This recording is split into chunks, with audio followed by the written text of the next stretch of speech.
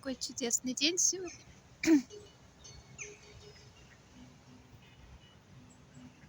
Я решила вам записать новое видео. Наверное, обо всем по чуть-чуть. В последнее время сама тоже интересуюсь, где бы снова поучаствовать в выставке. Давно не участвовала. И это всегда такое, нечто такое, что бодрит. На что, конечно, тоже нужны силы и энергия. Но, тем не менее, это хорошая вещь. Я просто хотела сказать мои наблюдения. Я в целом никогда не стремилась к каким-то очень престижным выставочным площадкам. Если они случались, то это случалось как-то само собой. Ну и не могу сказать, что я была на каких-то очень известных, ну, если не считая Пушкинской 10. Но это было просто такое желание поучаствовать в арт-резиденции там. Было место, было время, была возможность. И я предложила туда свой проект. В остальном я вообще такой любитель небольших камерных пространств. И я объясню почему. Это я к чему вообще? Я просто замечаю, что часто начинающие художники, и я считаю это немножечко ошибка, часто они как бы так вот сразу какие-то на слуху есть имена, названия больших центров, больших каких-то музеев, которые там, проводят для молодых художников какие-то вещи. И вот тут, вот туда сразу. И часто это бывает достаточно сложно туда попасть. И сложности такие больше, мне кажется, формального характера. То есть это не потому, что там кто-то не подходит там, по своим творческим качествам. То есть просто я за то, чтобы люди не боялись, то есть просто по желанию. Естественно, тут каждый сам смотрит. И, конечно, надо идти, вот что идет, да, то есть надо пробовать разные места, там, отправлять, да, в разные места свои портфолио, если вы задались этой целью. Ну, я просто хочу поймать этот цвет, такой потрясающий свет. Вообще видно. Такой всегда сентябрь, всегда с таким светом волшебным. В общем, я про то, что не бойтесь пробовать маленькие и как бы не статусные места. Они вам могут открыть очень интересные вещи, неожиданно, и людей, и контакты в том числе. То есть иногда что-то вот есть, и говоришь об этом, и люди как-то так не очень реагируют. То есть не бойтесь предлагать библиотеки свои проекты.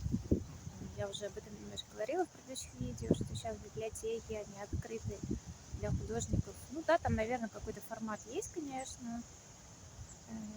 Ну, может быть, и можно там поучаствовать. Но какие-то небольшие вот организации, небольшие арт-пространства. Вот на Пушкинской 10, да, там масса каких-то маленьких, например, пространств, помимо больших галерей, где там надо записываться за полгода, за год вперед. Ну, не знаю, меня вот эта всегда тема напрягала и напрягает, что я не люблю задолго планировать и, не знаю, там, запланировать выставку там за полгода, за год вперед, ну, не знаю, меня вот это чисто психологически напрягает, например. Ну, если вы такой человек планов, то, конечно, можно. Но я к тому, что, опять же, туда ломится очень много людей, а вы можете просто спробовать разные небольшие площадочки. И вот, наверное, на Пушкинской их достаточно много. Они как бы малоизвестны. Это может быть, например, там, да, дверной проем. Есть там такая галерея, если она еще есть, например. То есть, в общем, вот использовать какие-то такие вот возможности, которые как бы не на поверхности. Вот. И там всегда есть своя такая тоже тусовка, свои люди и свои плюсы. И там можно сделать интересные, конечно, вещи тоже. Может быть, вы даже сами изобретете какой-то интересный формат. Может быть, вы предложите какому-то месту, не знаю, какому-нибудь, хоть там салону красоты или там, не знаю, еще какому-то месту, где вы знаете людей, и вы предложите выставить свои работы или там вместе с друзьями, например. Я вообще просто за то, вот Это как, по сути, и идея арт-резиденции, о которых я тоже рассказывала. Я просто брала это видео, потому что уже оно не актуально. Вот. Вот эта идея привнесения искусства в те места, где его мало. То есть, понятно, в любом большом городе есть масса музеев, галерей, в центре города есть много чего, да. А вот на периферии, в провинции, да, этого меньше. В деревнях, поселках этого практически нету.